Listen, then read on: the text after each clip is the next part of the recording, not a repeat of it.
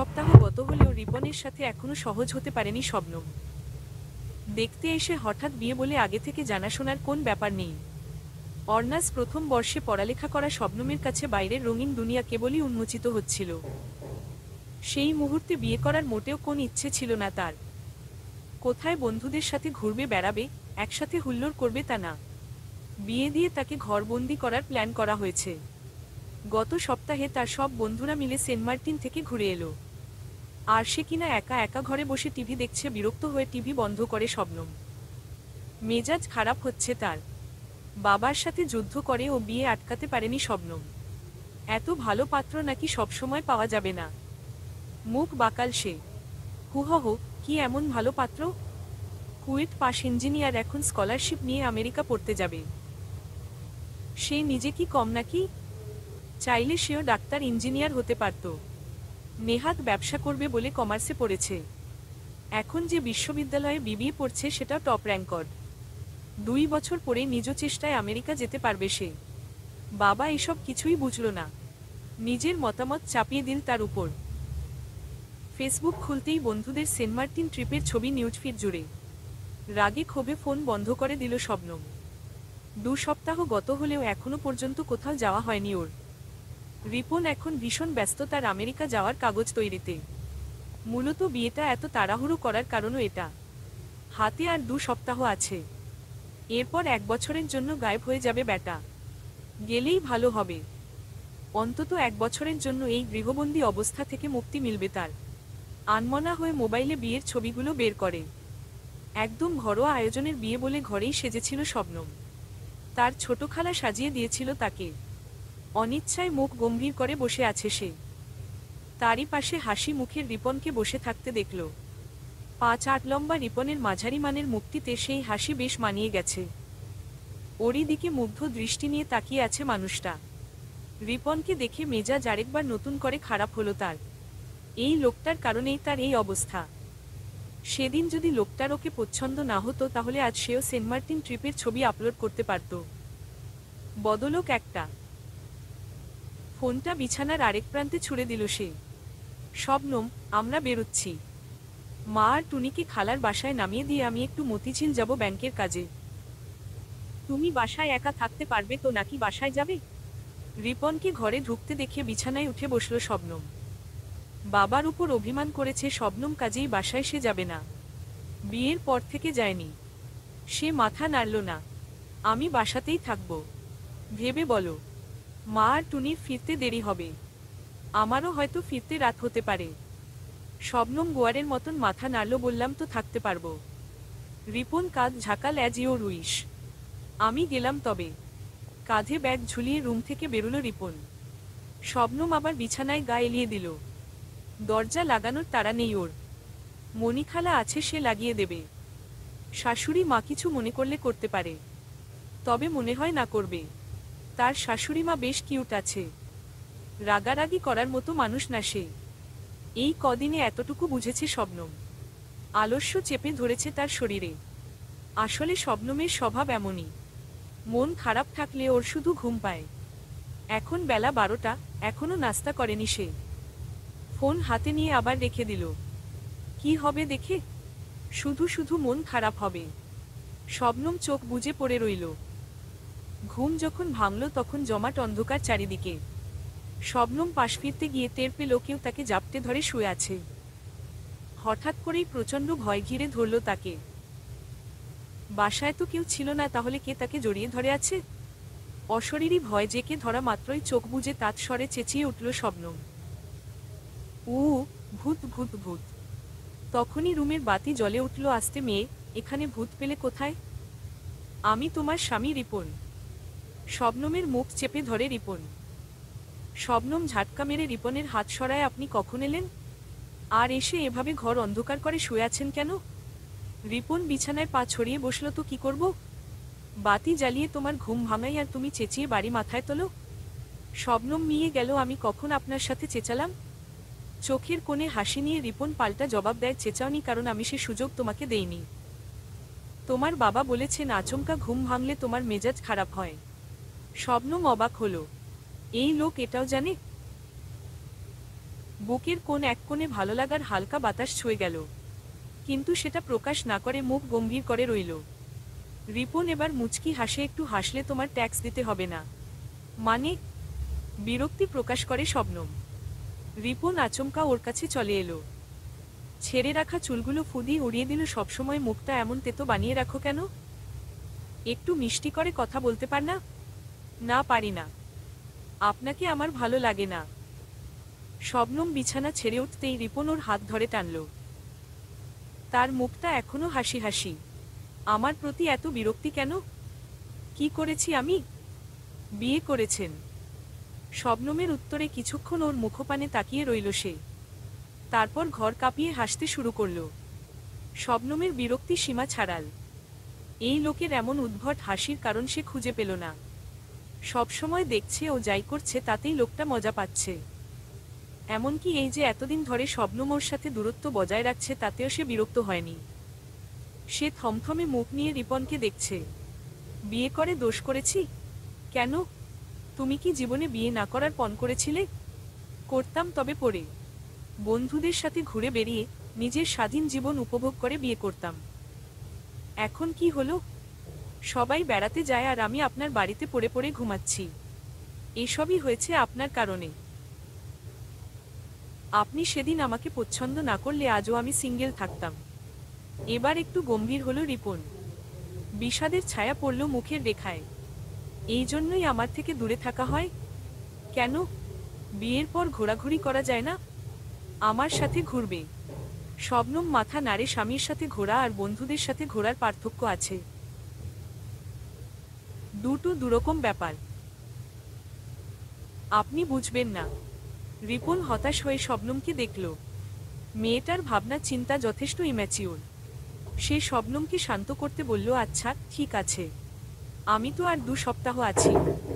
আমি চলে গেলে না হয় তুমি ঘুরে বেরিও বন্ধুদের সাথে। শবনম তাচ্ছিল্যের হাসি দিল। আপনার মনে হয় আমার বা আপনার বাবা মা দেবেন অনুমতি? দেবে। আমি বলে যাব তাদের। আপনার করুণার দরকার নেই আমার। রিপন আর কথা বাড়ায় না। সে গম্ভীর হয়ে পাশ ফিরে শুয়ে পড়ল।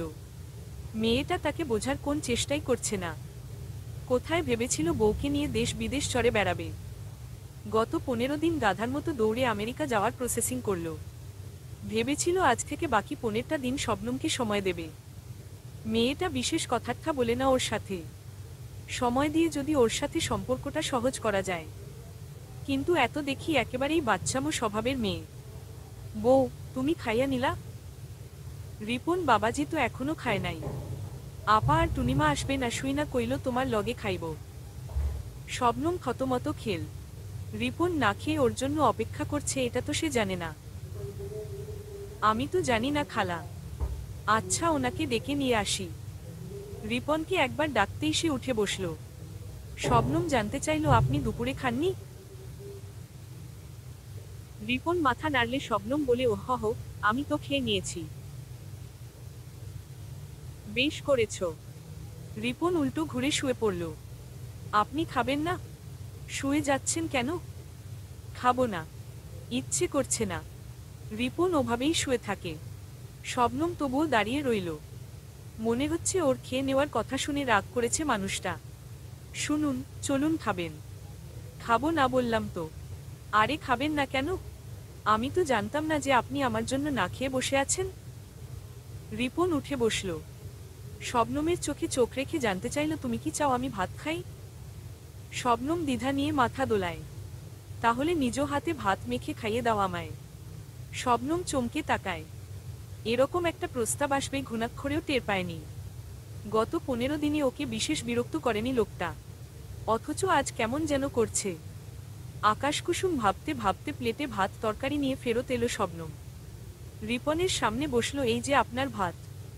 হ্যাঁ তো, আমি নিজ হাতে খাবো না বলেছি তো। মাংস দিয়ে নলা করে মুখে দাও। মোবাইলে চোখ রেখে উত্তর দিল রিপন। শবনম মনে মনে হাজারটা গালি দিল রিপনকে। গরুর মাংসের সাথে ভাত মেখে ওর মুখের সামনে ধরল। নিন, হা করুন। মোবাইলে চোখ রেখেই হা করল সে। শবনমের হাতের আঙুলসহ ভাত চেটেপুটে নিল। প্রথমবারের মতো রিপনের উষ্ণ আর্দ্র ঠোঁটের স্পর্শে আমূলে কেঁপে উঠল শবনম।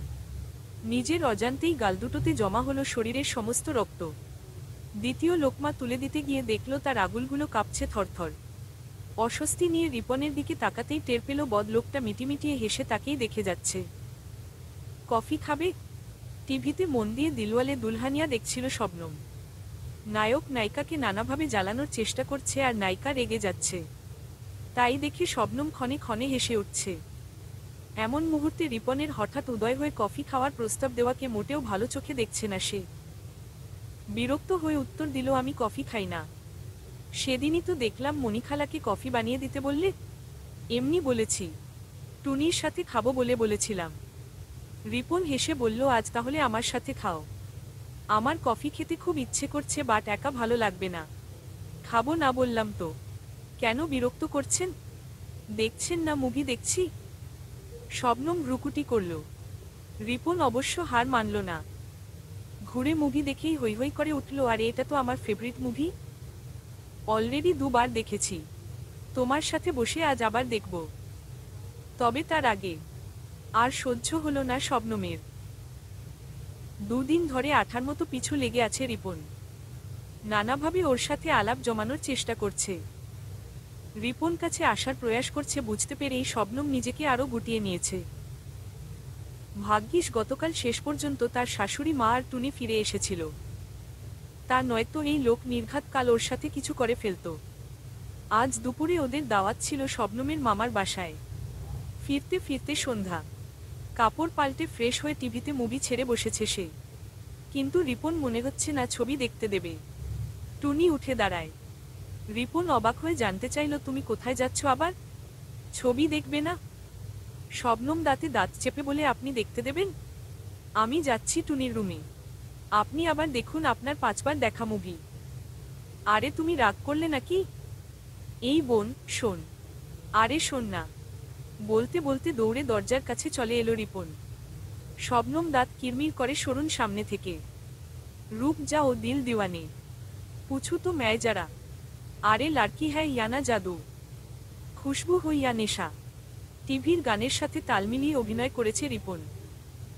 শবনম পর্দার নায়িকার চাইতেও খারাপ মুখশ্রী করে দরাম করে আওয়াজ তুলে রুম থেকে বেরিয়ে গেল।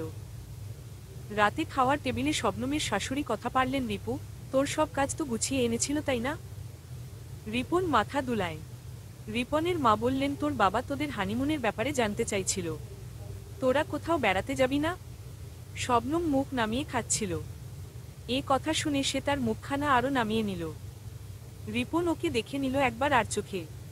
তারপর দুঃখী মুখ করে বলল, তুমি বললে কি হবে মা? তোমার বৌমা তো যেতে চায় না। তার নাকি বন্ধুদের ছাড়া কোথায় যেতে মন চায় না। শবনম হতবাক মুখ তুলে রিপনকে দেখল। রিপন ওর দিকে তাকালই না। নিজের মতো খেয়ে যাচ্ছে। শাশুড়ি মায়ের মুখ অন্ধকার, এ আবার কেমন কথা? হানিমুনে বন্ধুদের নিয়ে যায় কে?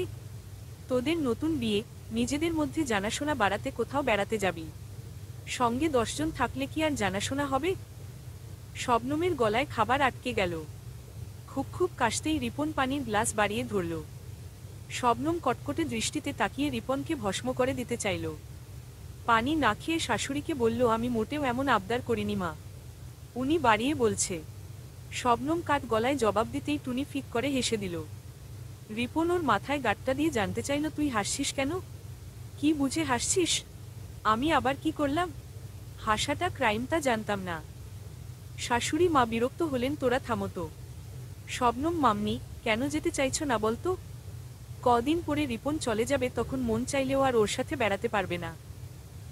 বুঝলাম হঠাৎ বিয়ে বলে মানতে কষ্ট হচ্ছে, তাই বলে চেষ্টা করবে না? যাও কোথাও থেকে বেরিয়ে এসো দুজন। শবনম মাথা দুলিয়ে সায় জানায়। রিপনকে দেখলো আলাভোলা মুখ করে চুপচাপ খাচ্ছে। মনে হলো ওর ঠোঁটের কোণে মুচকি হাসি আছে। রুমে চলো আগে, তারপর তোমার মজা দেখাবো। কথাগুলো মনেমনে কথাগুলো বলে শবনম। রাতে রুমে ফিরতেই শবনম ধরল রিপনকে, এই আপনি মিথ্যে বললেন কেন? কিসের মিথ্যে? এই যে আমি বন্ধুদের সাথে হানিমুনে যাব। রিপন বিস্ময় নিয়ে বলে, মিথ্যে হবে কেন? তুমি বলনি তোমার স্বামীর সাথে বেড়াতে ভালো লাগে না? তার মানে কি দাঁড়ায়? আপনি আসলে বেশি বুঝেন। আমি মোটেও এমন কিছু বলিনি। তবে কি বলেছ? স্বামীর সাথে হানিমুনে যাব? শবনম ঠোঁট দুটো চেপে ধরে রাগ সংবরণ করে অসহ্য। শবনমের হাত পেছনে থেকে টেনে ধরে রিপন। হ্যাচকা টানে ওর বুকের উপর এসে পড়ে শবনম।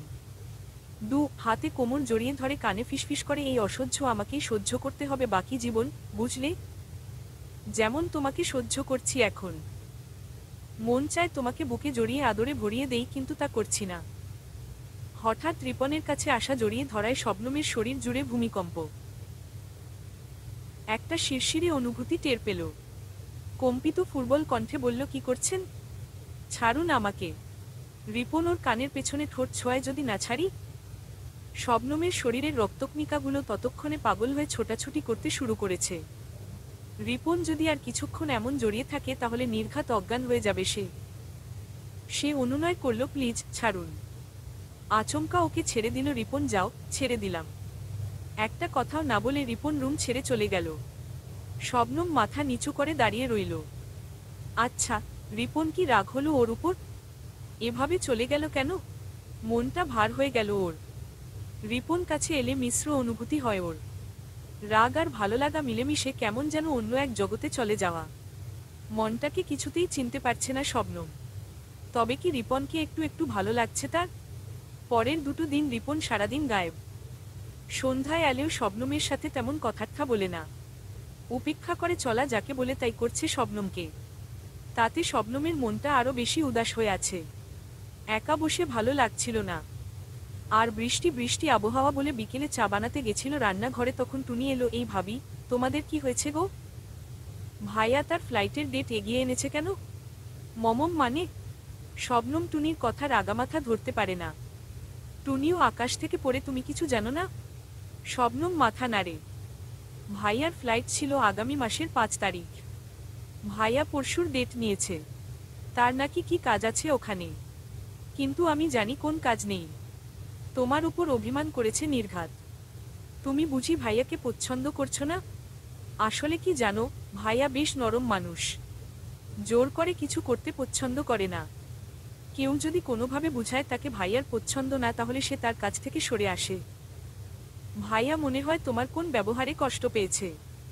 শবনম স্তব্ধ হয়ে যায়। কিছু না বলে ঘুরে চা বানানোয় মনোযোগ দিল। চা খাবে টুনি? বানাচ্ছ নাকি? তাহলে আমাকে দিয়ে 1 কাপ। তুমি যাও, আমি তোমার রুমে দিয়ে আসব।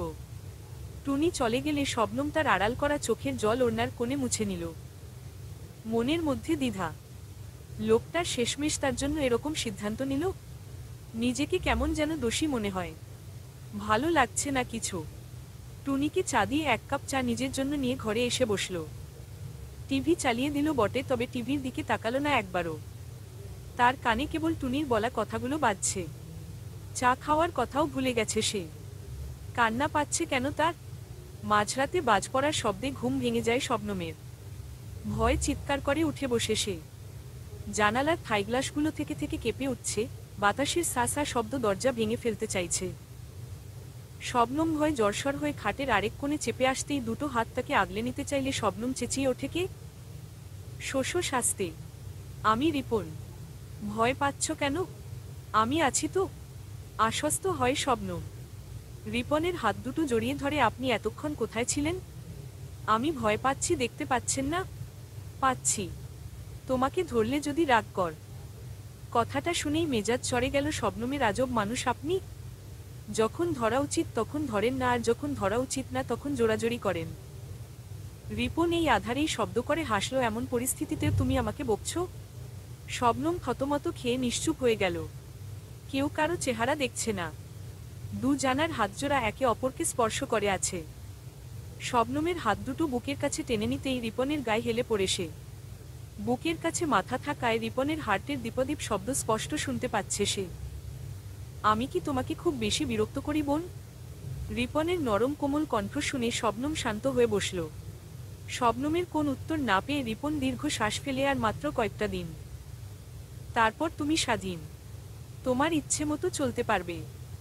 আপনি আমাকে বোন বলে ডাকেন কেন? সম্পূর্ণ ভিন্ন প্রশ্ন করে শবনম। যেন রিপনের কথা তার কানে যায়নি। রিপন নিঃশব্দে হাসল। 10 সেকেন্ড নীরব রইল।